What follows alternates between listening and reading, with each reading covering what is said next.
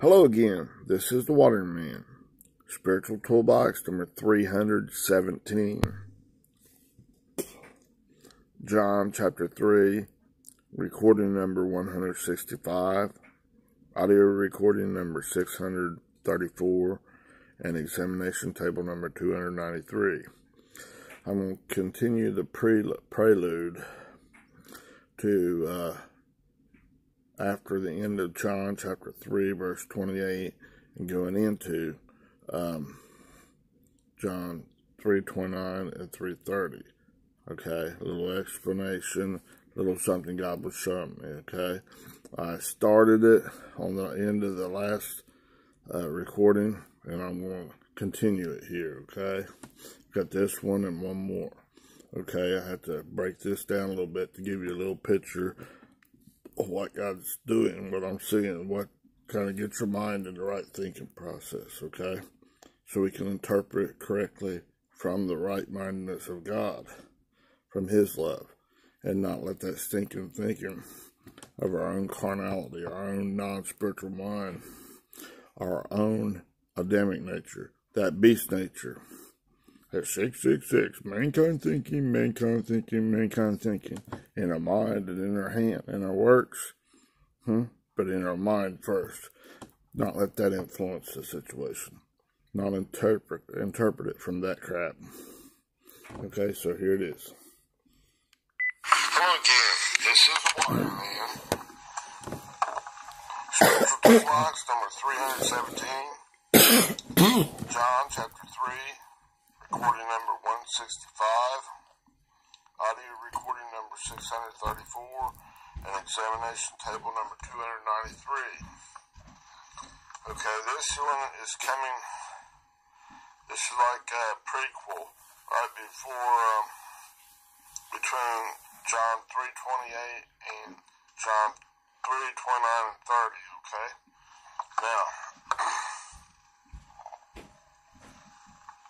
I started at the end of the last recording, okay, where I was starting out just giving you some basic things like that fleshly thinking or that carnal thinking is like a dark matter, dark energy in the natural, okay, in that natural universe. In the spiritual, it's like our mind, it's a spiritual universe, okay? Alright, now here we go. In this, I'm continuing in this, okay? Now, this dark matter is like, again, I want to review just a little bit. You can't see, hear, taste, touch, or smell it, right? In the natural. In the spiritual, with that big log in your eye, your own ego, which you have, that has to decrease and God must increase, right? You can't see, hear, taste, touch, or smell it with that big log in your eye because it gives you diarrhea. Okay? The shits. Alright? Now, that dark energy, you can't see, hear, taste, touch, or smell it either. It's hard to detect, hard to know, hard to understand. You can't do it understand it with your own might and power. It's got to be by God's Spirit. See, this is going internal, where God's showing us. See, it's these things outward are teaching, but it's internal, okay? Now, it's hard to even detect or understand or even know it. Understand what your old carnal mind's doing, because it's like that sneaky snake fella. More subtle than any beast of the field, of your mind. Huh? It's desperately wicked, above everything else. That quote has been, I don't think I've quoted it on here, but I'll get there later. I'll pull it up, okay? It's in Jeremiah, okay? Now, this dark energy is pushing one galaxy, okay? One that, like big ball with all those little balls in it, in our mind, right? And it's that truth. It's down in there, really dense black holes right at the center of that. Huh? A limited portion from another one. It's got that limited portion. It's pushing them away from each other at accelerated rates. When you're falling down into your own nasty thinking processes, you're getting more and more wicked or far from God's love, getting separated. Speaking of separation, right? The carnal mind, to be carnally minded is death, or of separation. If you're feeding into that old me, myself, and I, your own ego, your own tree of the knowledge of good and evil, you shall surely die. You shall be separated from God. It's like that dark energy, pushing it away. And it's you don't even really realize by your own seeing, you're trying to detect it, understand it. Why is this happening to me? With your seeing, hearing, taste, touch, and smell, with your own, with that log in your eye, your own ego in your eye, trying to understand it. I don't understand why everything just keeps going bad for me. Right? I try to do these good things, bad things, blah, blah, blah, blah. It's good and bad, right? It's separating it. So you can't know God's right-mindedness, God's love beyond the mere description of words. You can't return back like that child. God loves you beyond words, and return back to the racham, the ability to increase, to be able to love God as He first loved you, as He loves you, in any level. You can't increase in that at all. You're not being able to be married back to God, becoming one, resting and relying in God, and S-Y-N, in union with God. At all, by relying upon that or feeding from that tree of the knowledge of good and evil, your own good and evil, your own righteousness. It's filthy, stinking ground. Alright, Isaiah 64 verse 6, and Philippians chapter 3 verse 8. Alright? That's a couple places. You gotta tell that stuff to get out. You gotta become a widow to that stuff. Repent, change the way you think, metanoia from that stuff, and go back into God. Full bore, giving all you got, at whatever level, and relying on the seed of Christ, plus whatever increases, that good news, that gospel, that God has increased inside of you. This is my gospel. This is not hearsay. This is not theory out here. No. And God is doing this relationship builder inside of you, in these storms and stuff, through this experience, and you're gaining the increases. Oh my goodness, sure. So, Father God, you are my exceeding great reward. And you're existing back into the self-existing one. It's not a wishy-washy, shallow crap anymore. This is getting that deep. And God is calling to the deep in you, this limited portion. This, like, inside those little miniature micro black holes.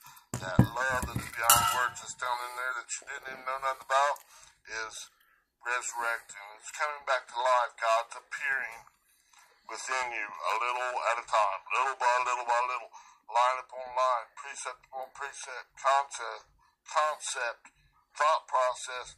Those are coming back to purify. They're being purified by God in the fire, in that boiling water. As God's chopping it out, skimming out. Right? As you're green lighting God. Not as you're disagreeing with God. Or you're going, well, maybe lukewarm. He'll what? Spit you out of his mouth, but it's actually vomit you out. That's what you got to do with that old nasty dark stuff. This dark matter, dark energy, this carnality, this fleshly thinking. Okay? Now, let me go here and read.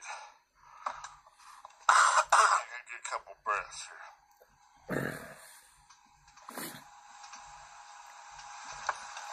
Let me read a couple. Just want to read a couple verses. I don't want to break them down too much.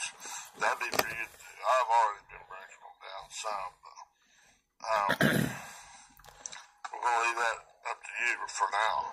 Okay? But in Romans chapter 8, where it reads, just verse 3 through 7. Okay? Slow and deliberately. Not fast, skim through it, and open it down. Check the box. I did my good deed. Don't spit that junk out of your mouth. That ain't getting you nowhere. Just like a unclean animal. Swallow it down and poop it out. Don't do you no good at all. If you're not meditating, not bringing it back up, restudying it, getting that stuff inside of you, and understanding it, and growing with God, agreeing with God, because He's going to bring the tests and the trials. When God is, and then that's going to equip you. So when God's bringing those storms in your life, and that's trying, tests, and pressures, you can hopefully be more informed to make the right decision, to go back into God, to identify it. My children know my voice, and the voice of that other one, that old dark, nasty, yucky, poopy, thinking, carnal mind, stinky, Adamic stuff, that beast nature stuff, they won't listen to that crap. They'll say, get out! It is written, man shall not live by bread alone, but every word that proceeds out of the mouth of God. Right? They will be equipped. Whack, whack, whack, put a sock in that dog's mouth. Their own carnal thinking. Duct tape, make a muzzle. Be still. Right? Went all over that before, so I'm not going over it a whole lot right now. Now, let's just briefly go over it. Just read this. Just skim it. Okay? Romans chapter 8, verse 3 says, for what the law could not do, the law of Moses, that written law, just skimming it. Okay? Do this, do that. Okay? In that it was weak, this law was weak through the flesh, through that fleshly thinking. Through the fleshly thinking, the carnal thinking. One more time for emphasis. Through the fleshly thinking. That's not spiritual thinking. It's telling you do good, bad. This don't do this. No. You study this stuff. Meditate on it. Read true to the cud like a clean animal, right? Okay. God sending His own Son, His Bios, His mature Son, in the likeness of sinful flesh. He was put in this fleshly thinking, this offenseful, missing the mark, and all this stuff. He was put in that so He could conquer it and show you. You don't have to do this stuff. He's showing you the way, the truth, and the life, right? And for sin, for this missing of the mark. Let me check that. I'm pretty sure it's Hamartia. Right there. It might be Proptima. Let me see.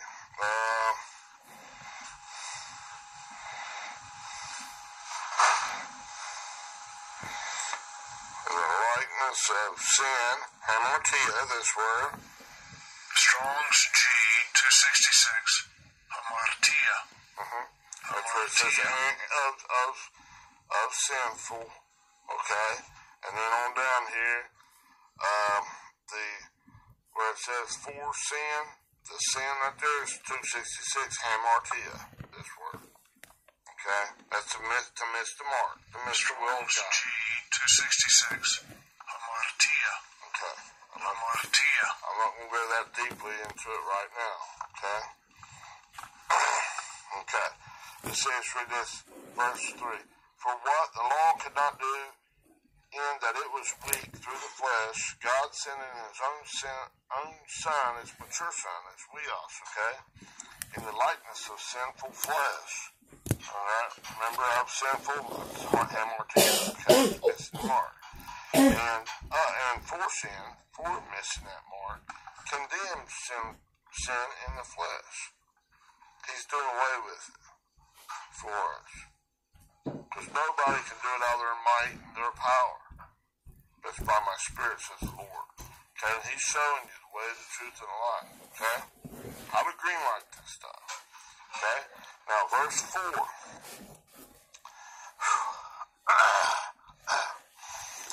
Let me breathe a little bit.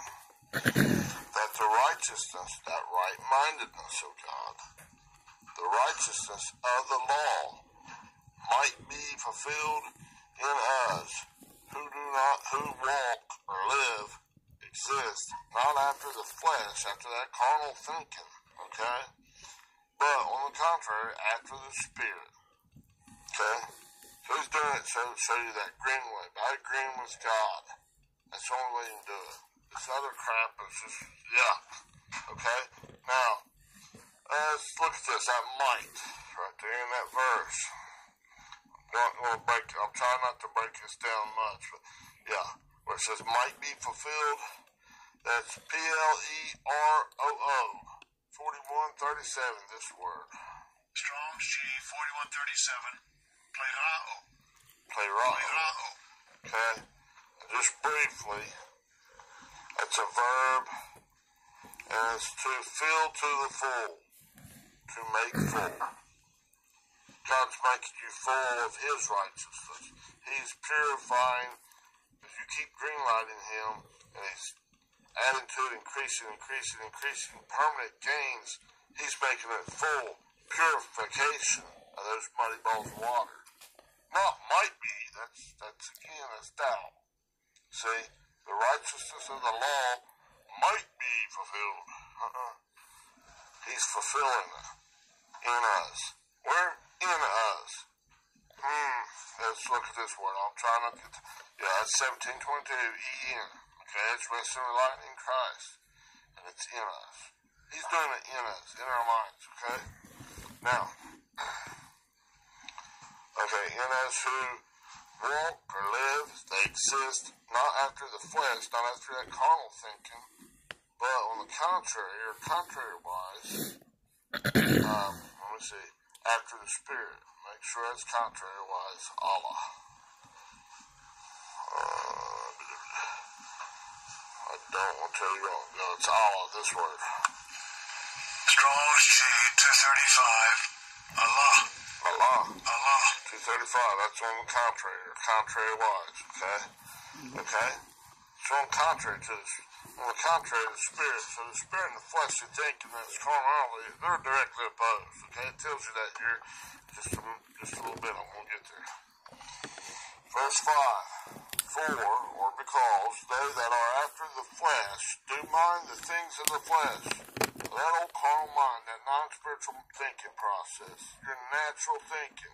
They gotta have proof, they say. If I don't see it, I don't believe it. Well, that's where they're stuck. Trying to do it all of me, myself, and I. They gotta have proof, tangible stuff. Nah. You can't do nothing by that. By your own might and your own power, you're not going to get any increase back into the right-mindedness of God, back into that love that goes beyond the mere description of words, okay? Now, and then, right after it says, for they that are after the flesh do mind the things of the flesh, but, on the contrary, they that are after the Spirit of God, the things of the Spirit. So what are they focused on? Focus a child of God right back into the mind of God. They're repenting, changing the way they think about that old poop thinking, their own carnality, their own fleshly thinking, saying, ooh, man, that sucks. The way I was thinking, that good, bad, and ugly, that ain't going to get me there at all. Just because it looks like I'm tiptoeing through the tulip, it's bull crap. Worthless and detestable. Ain't doing me no good at all. All my own might and my own power. Okay? But they that are after the Spirit, the things of the Spirit. It's got to be in the Spirit. The way God's doing it. Right? God's love. Okay? Verse 6. For to be carnally minded, that's non-spiritually minded, is death of separation from God's love, from God's righteousness. It's like this dark matter, concealing and stuff, trying to pull it together under its own might and power, ain't doing no good. Right? Or like this dark energy, See, it's not in an out natural universe, but it's inside too. It's showing us in the mind. It's showing these things out here is teaching us about the spiritual. If we have spiritual seeing, hearing, taste, touch, and smell with God in control, He's showing us these things. If not, you're deaf, dumb, lame, and blind. Isn't God resurrecting the dead? That dead in your carnal mind, that carnal mindedness, that of separation, bringing you back into unity with God. Just like in the natural universe, the stuff separating, that's growing out there, that dark energy pushing it away, as it says, faster and faster away. And the scientists saying, oh, it's going to all go out and it's going to go cold. I'm not going to see nothing. It's going to go into, it's basically into death. In the cold, it's getting all the way down to absolute zero. There's no movement at all in the microscopic particles, parts, okay? As it heats up, it's getting very, very fast. All the way back in that, like, singularity, like a black hole at the beginning of the creation, that Big Bang Theory. It's much, it's immensely hot, vibrating like crazy. It's extremely dense in the character of God. You can't see, hear, taste, touch, or smell that at all with your carnal, natural senses, can you? You're deaf, dumb, lame, and blind to that. Trying to rely on your own ego thinking in the middle. You stay married to that ego with your seeing, your hearing, your taste, touch, and smell is all married to it. Just like that woman at the well. You're not asking Jesus for water, living water. You'll thirst not, you won't thirst again. This water there, that stuff's temporary, transitory. Vanity of vanity, as Solomon says, King Solomon, in Ecclesiastes. Alright? Jesus was telling that woman at the well, if you knew who you was talking to, you'd ask me for water. And I'd give you living water. You wouldn't thirst no more, right? The living word, thought processes of God. He's purifying those old muddy balls. Quit staying married to that. You can't increase it all. Stay in this dark matter, dark energy, this yuck thinking. It's just doomed and gloom to like this separation.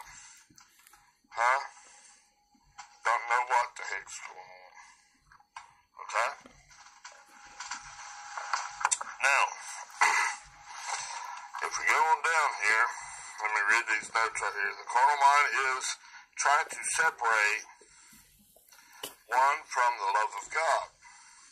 To be carnally minded is death, separation. It's right in here in these verses. If I make it, I don't think I made it through this. I'll finish that in just a second. Then, the carnal mind is death, separation from God's righteousness, God's love. Okay? You feed into that crap thinking it's separating you. Turn from that stuff. It ain't no good for you. Okay? Don't swallow that big trawl, that big mouthful of hog slop. Ooh, yuck. Be like me chewing up that big mouthful of red man or red horse chewing tobacco when I was a little kid. Swallowing it. Man, it made me sicker than a dog. Right?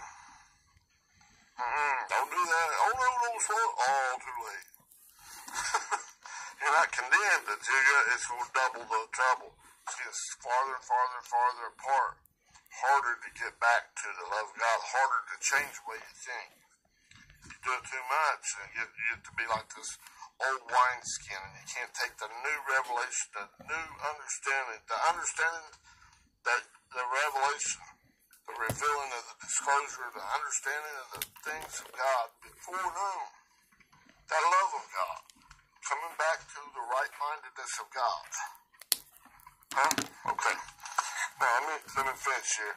Romans chapter 8, verse 6. I'm just trying to read this again without, there's just so much in here. It's hard not to pick this one, go right into it a whole lot, but I'm trying, okay?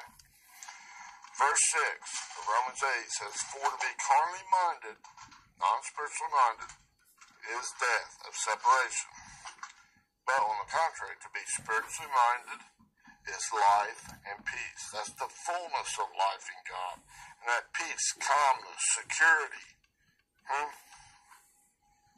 over a calm delight. Oh my goodness.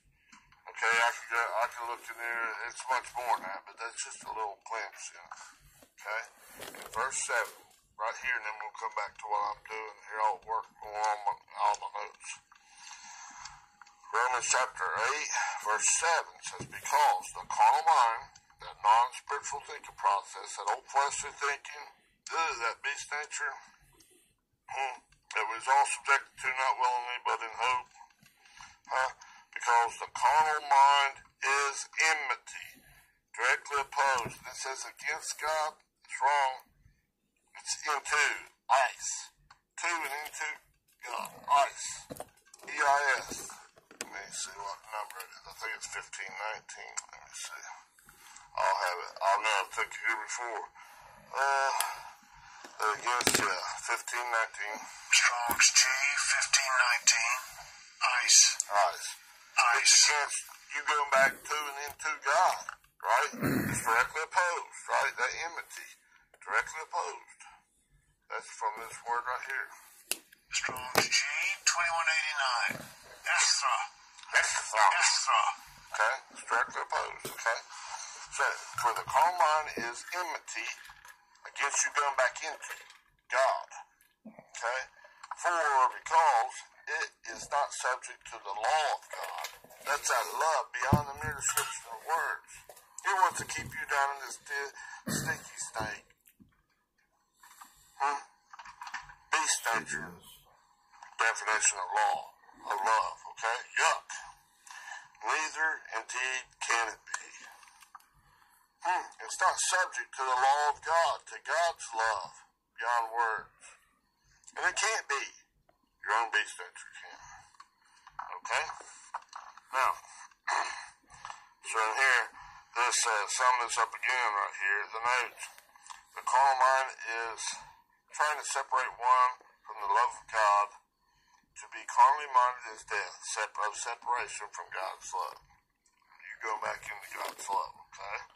Now, the natural universe, the carnal mind's way, is of separation, right? Pushing one galaxy away, it's at accelerating rates out here in the natural universe. Inside, it's pushing those thought processes, the stuff you got right and love God. It pushes it out and says, "That's no good, it's no good, it's no good. Baby, it's no good." When in fact it is. That's the only thing. You gotta turn from that old crap thing and shut that dog up. Go back into God full bore, because you let it get out there too far and you're in trouble. You're an old wineskin in each thought process, right? Now, as it's pushing in the natural, it's getting farther and farther and farther apart. Scientists saying it's going cold and dark, and right? Going basically towards absolute zero, right? We're not even the microscopic atoms and everything in there in the atom is even moving. They're not vibrating at all. That's when it stops. It's approaching that. You see, God put that measure, that limited portion of faith inside of you. So that you can't, even if you disagree and never agree on nothing, God's not losing one. He might be extremely lightweight, but that part is going back to God who gave it, right? Like in Ecclesiastes chapter 12, verse 7, when we die, the earth and all that fleshly thinking, that dust of the earth, goes back to the earth from where it came. And the spirit, whatever's of God, whatever that love that God gave, even if it's staying all the way down to that little bit limited portion of faith, that's going back to God, or whatever level in each and every thought process. That's returned to the Father who gave it. Woo! That is great. It's not condemning you. okay? But you either going to be, there's a whole big myriad of different levels, different orders of love that you can attain to. And God has us, He places us, each and every one, and each and every thought process back in Himself. Okay? This is a training ground. God's proving Himself to you. He's like vindicating, He's showing you who you are in Him. He's revealing your true identity in Him, in His love beyond words, beyond the mere description of words, what it is. All you gotta do is agree, green light. That's difficult at times. But you turn a widow to that old stinking thing. Go back to Him and repeat it. He's purifying each thought process. Little bit by little bit by little bit. Not the whole one, not one thought process all at one time. It takes much. Okay? I gotta segment this, and I'm going to just continue this prequel on the next one, okay? Because it's taking more time than I thought, but that's all right. Hello again. Okay, now that was that recording. I'm working on Jeremiah 17:9. That's what I was trying to quote the other day. I'll get it for you, and we'll continue here. I got one more recording here, and then I'll do one more after that before we get into John chapter 3:29. Okay, and then 30.